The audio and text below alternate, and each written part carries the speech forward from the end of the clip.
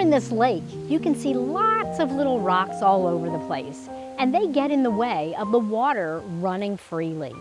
In those places where it narrows, the water backs up and builds up. And this is very similar to what we see with jugular vein distension. The water can't get through easily and it backs up. Students often overlook JVD because they feel like it's just a tiny little symptom. But really, it is one of the most prominent things to show us that the cardiovascular system is failing.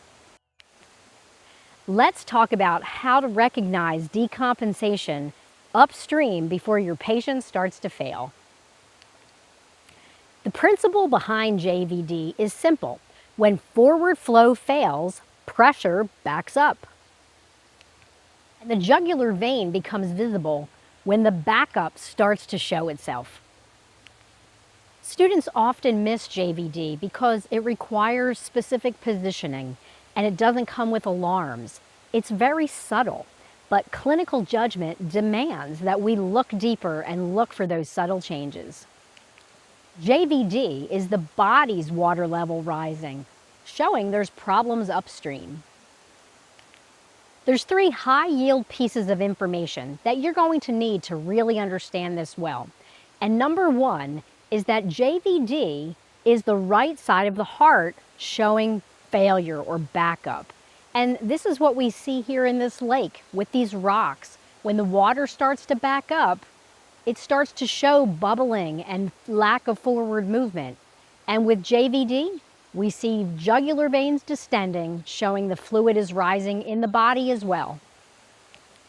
And number 2, the causes come directly from things that build up pressure or provide resistance to flow. These, for example, heart failure, fluid overload, pulmonary hypertension, tension pneumothorax, or cardiac tamponade.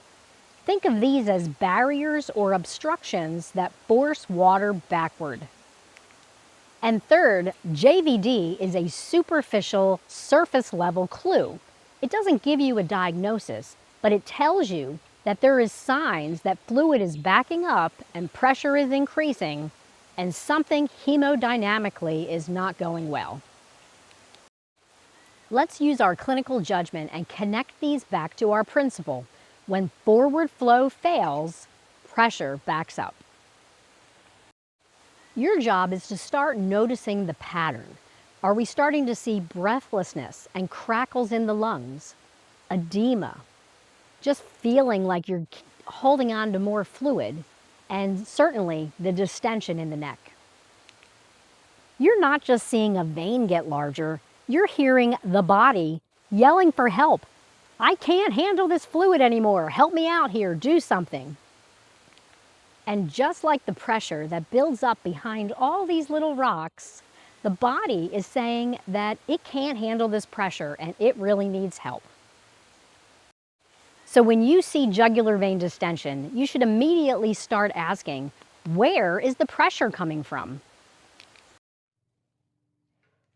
Here's the early cues you should notice at the bedside.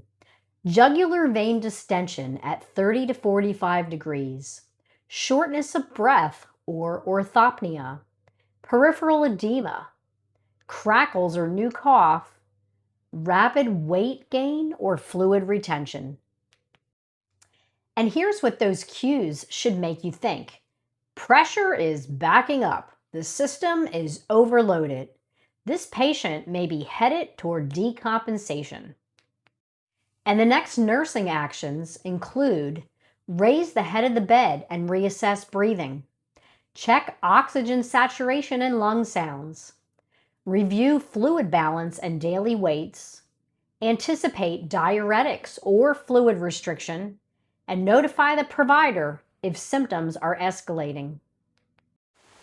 JVD is a visible sign of the body's water level rising.